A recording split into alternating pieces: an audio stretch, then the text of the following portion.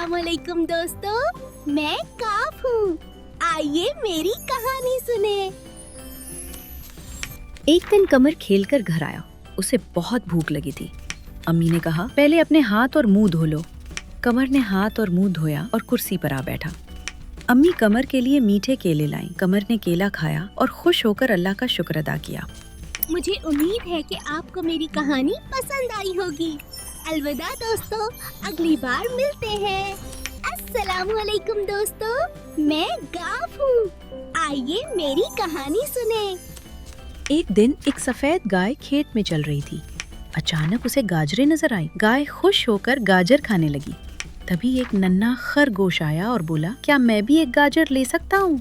गाय ने मुस्कुराकर कहा, जी हाँ, दोस्तों के साथ खाने में मजा और भी बढ़ जाता है। मुझे उम्मीद है कि आपको मेरी कहानी पसंद आई होगी। अलविदा दोस्तों, अगली बार मिलते हैं।